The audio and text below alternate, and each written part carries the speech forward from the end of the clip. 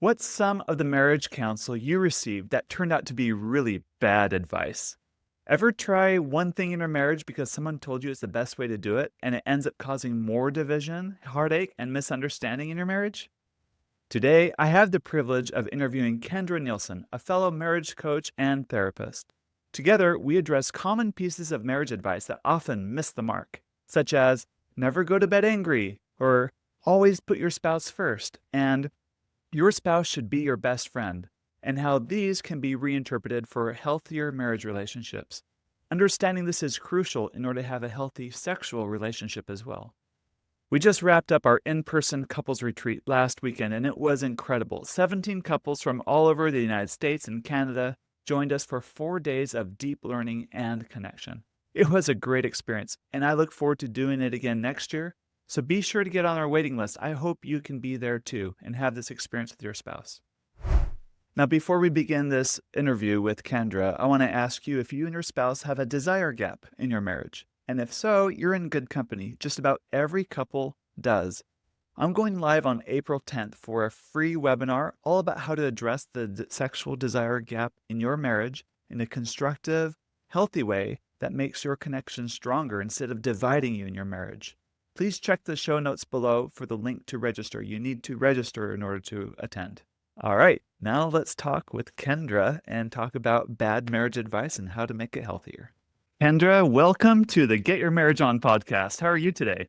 I am doing so well. Thank you, Dan. Great. It's fun to get to know you a little bit better. We have this common connection. We went to college together. We probably even lived next door to each other in the same apartment complex for a while. And here you are, saving lives, saving marriages in your work as a marriage therapist. Kendra, have you ever been in a situation where you felt enormous pressure to conform to what the group wanted or to what your brain was telling you was a reasonable thing to do? Yet, the act of conforming or giving into that pressure would mean there'd be some sort of a self-betrayal, like you would have been going against your higher self in that. And what was that situation like and what did you do? Yeah, great question. The first thing that comes to mind when I think about that was in my faith community, it was more standard, or at least I felt like it was, to be the stay-at-home mom, to be just really devoted to your spouse. There's nothing wrong with that devotion and your family, but to such a degree that there was like this enmeshment, the way that I was viewing it anyway. I felt very lost, honestly, pretty depressed, anxious. I didn't really even have words for it at the time. And probably the first 10 years of our marriage, I felt pretty lost and unfulfilled. And I felt like this need, this calling, this desire to go get my master's. And yet all around me, I felt like I was getting this other information. No, that's only what selfish people do. Or, you Mhm. have young kids, all of these things. So it wasn't like people were directly rude to me or anything like that. But these other messages that I was getting, it's like, you shouldn't do that. So in that regard, I felt like I was sacrificing what I felt would really help my soul sing. And yet my understanding at the time in my faith community was that was bad. That was wrong. With that example that I just gave, the part that is honestly still a little difficult to talk about is then what it meant in our marriage. Mhm. So my husband had really good points. Like he thought our kids were still a little too young. This would be hard on our family. This would be hard on our marriage. All of these valid points. But in that, I had already been putting his values and his needs and his desires ahead of my own for so long without really articulating what I was doing, even though he wasn't necessarily asking. He's a wonderful man. But I started to get lost and I started to prioritize his desires over my own. And that really created that resentment. So Mhm. that's what I was talking about, that enmeshment where it just got muddled.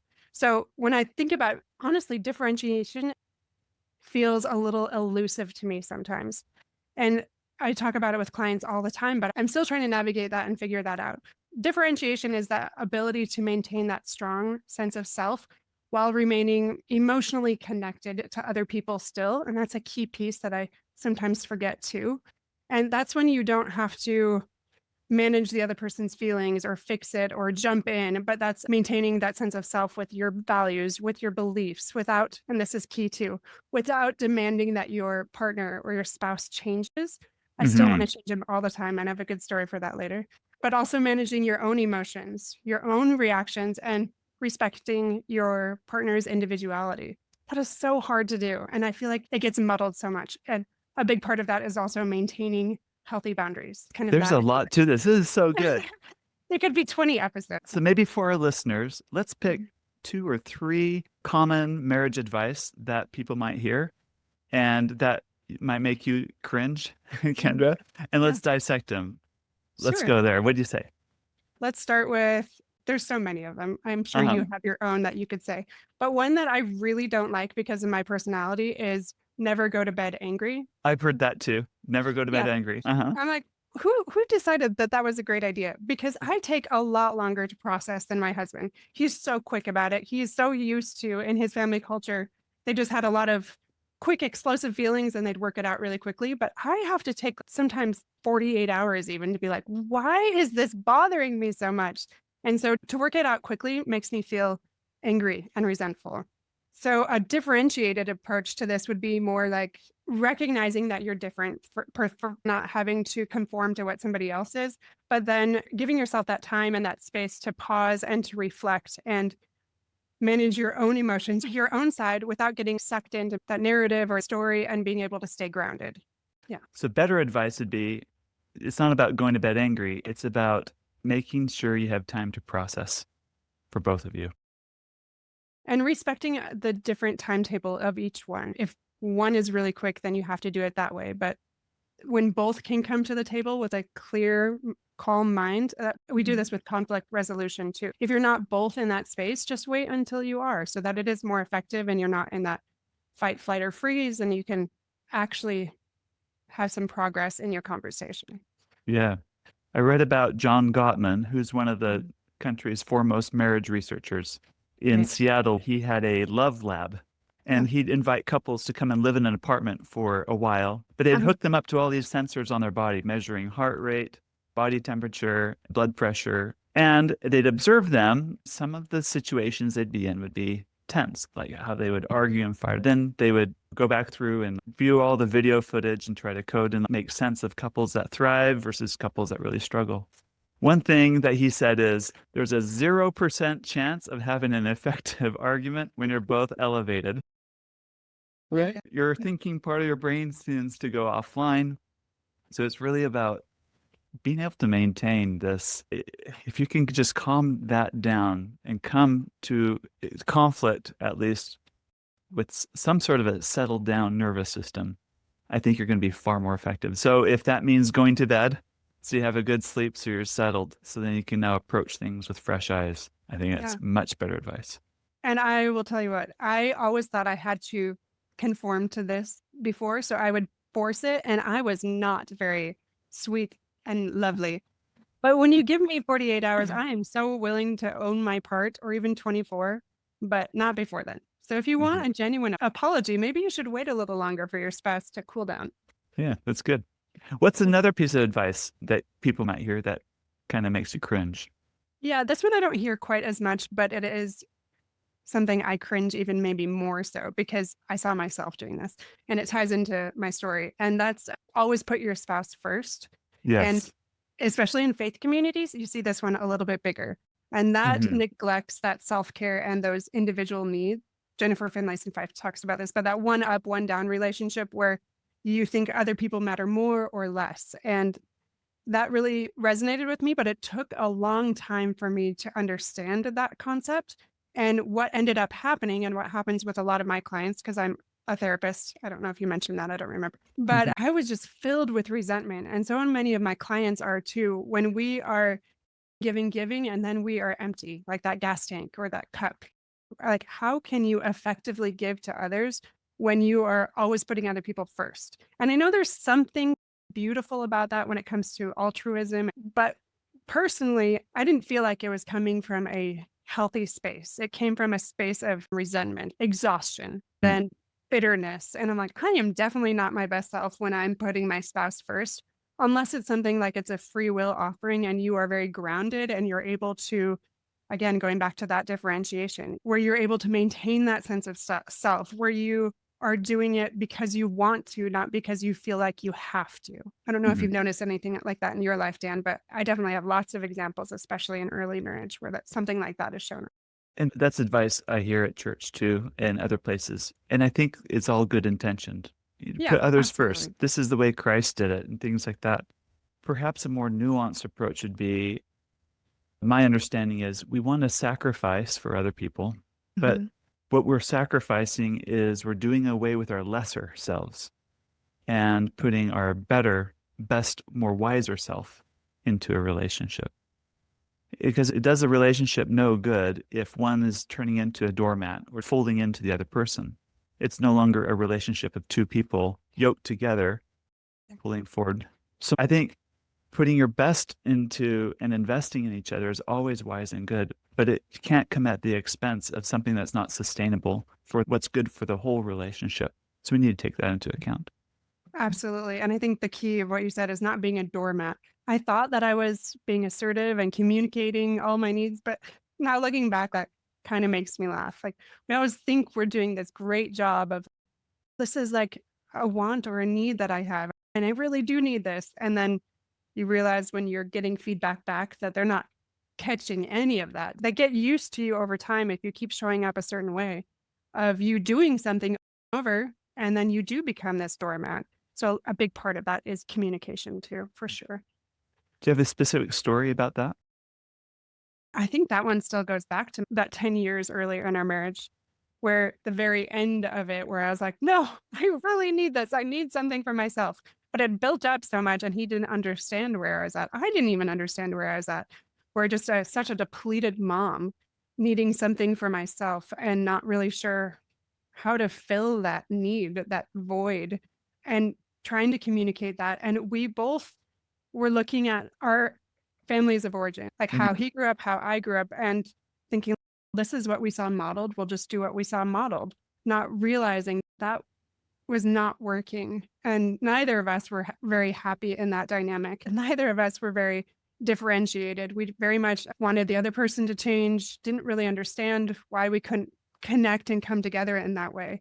I don't even think really appreciated the way that we do now, our individuality in that, and wanted the other person to be more differentiated.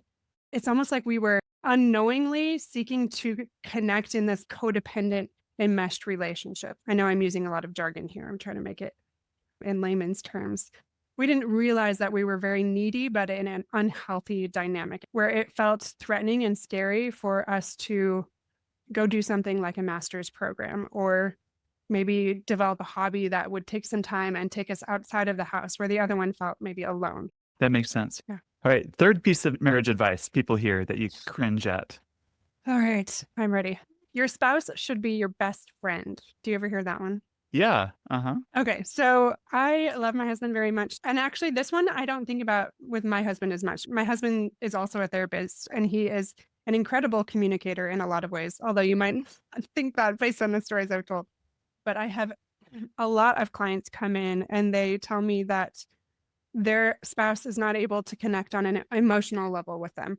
And it's been really frustrating. And they wonder, oh, maybe this marriage is just not going to work out. And I hear these stories all the time. I sympathize, I do empathize, but my husband being such a good communicator, I don't get that part as much.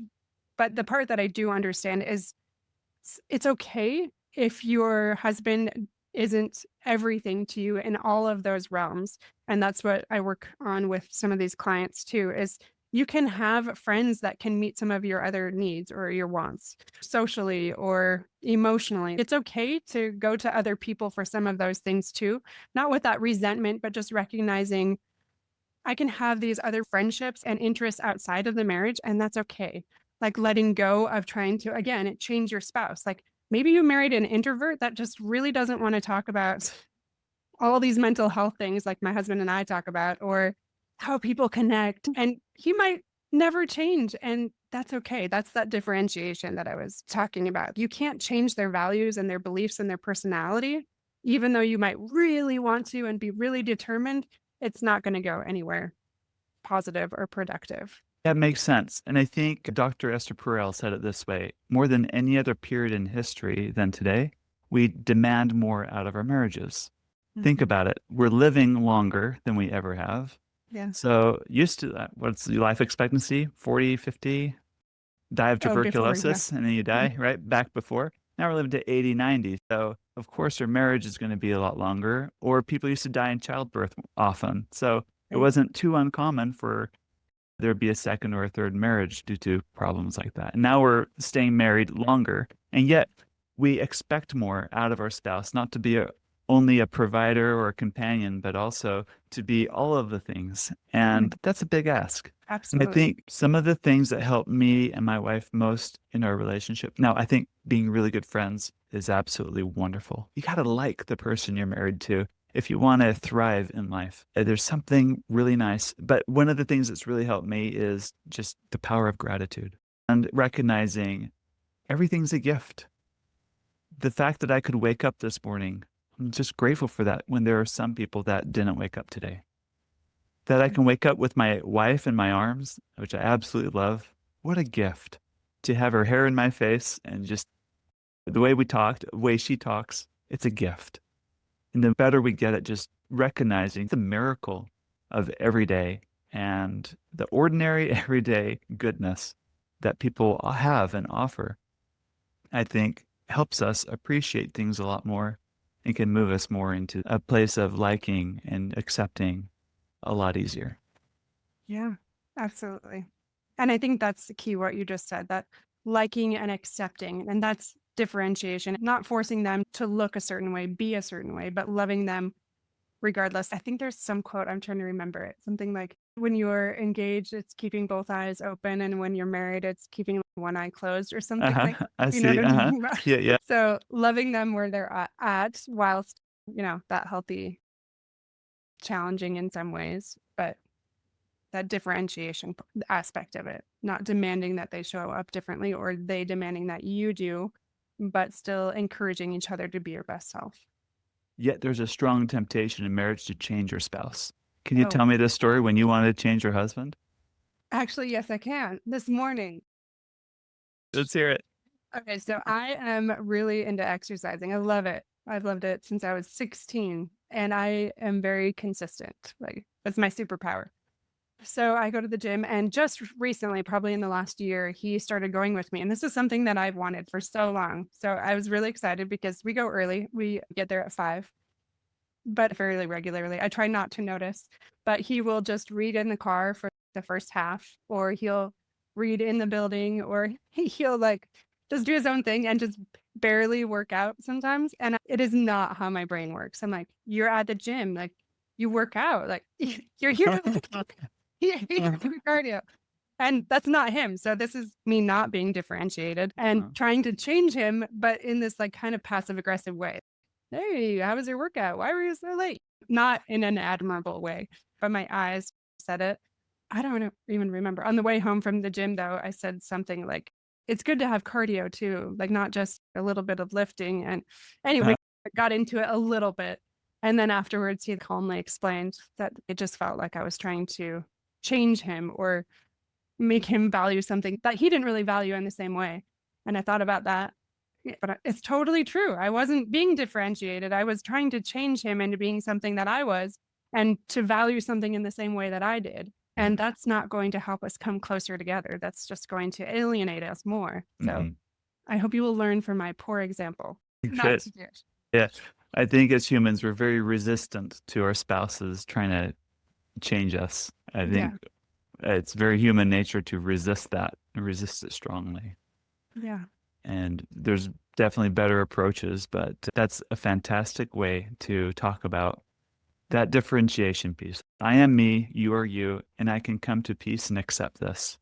We Yeah. can look for ways we have strengths to build together. I think Yeah. that's fantastic. And one quick other thing to that too, before I wanted to fix things so much. I wanted to manage his feelings and the other person's feelings. And I was so focused on that instead of allowing people space to manage their own feelings, allowing them to work through their own struggles unless they are asking for help. And I can do that without resentment and filled with love and for the right intentions. And that's like that second part of my marriage journey, I feel, is leaning into that more and making sure that I am emotionally grounded enough so that I can let go more and stop controlling those things around me. Just accepting others and myself instead of taking the reins so often. That's good. Kendra, before we leave, there's a question I ask many of my podcast guests, and I'm putting you on the spot here. Oh. These principles we're talking about are very important for any couple to thrive in their intimate relationships. It's this ability to work well together, the ability to be friends, ability to calm yourself down instead of trying to force solving a problem when you're not even physically in the right headspace to be able to solve that problem, and so on. Now let's take things up a notch and put it into more of a sexual context. What would you say is a black belt sex tip for a couple who's working on these things to take their sexual relationship to the next level? It's communicating and allowing yourself to be open and vulnerable and processing things verbally. I had a lot of resistance to things. I just went along with a lot of things sexually based on how I thought it should and shouldn't look. And that made it very hard. And I'm getting a little vulnerable here for me to climax. It took me years. And so when I finally started to have more frank conversations with him about why things felt difficult, why I was like emotionally just checking out during sex. Mhm. Until I finally started to talk to him about that experience. And he listened so well. And lo and behold, sex started to get more enjoyable and I wasn't avoiding it as much and I was staying more present. So it was opening up and risking sounding maybe a little bit crazy when I didn't understand it myself and leaning on him to explore that together. What I love about your story right there is it does take two. Yeah. It does take two. And what a blessing it is to have a husband that would listen and take it Mhm. all in without shame or judgment. Because you're like, am I crazy? Because what I'm about to tell you, just, I don't know if this is going to come out. That's Right. probably why you haven't expressed it to that point in your marriage, because you're yourself even just questioning or judging, is this even okay or not? But you're able to work through that together. And lo and behold, things got better right after. So that's great That's advice. All right, everyone, if you want to follow Kendra, where can people go to find you? at Fulfillment Therapy or fulfillmenttherapy.org. You can check me out really anywhere fulfillment therapy. I'm there. Great. Very good. Thanks. Of course. Thank you for listening to this episode. Please share it, along with our apps Intimately Us and Just Between Us, with your married friends. I promise they will thank you for life. If you want a more meaningful sexual and intimate connection in your marriage, I invite you to check out my Get Your Marriage On program. Over 100 couples have said this program packs tremendous value and has helped their intimacy grow to the next level. Now, go get your marriage on.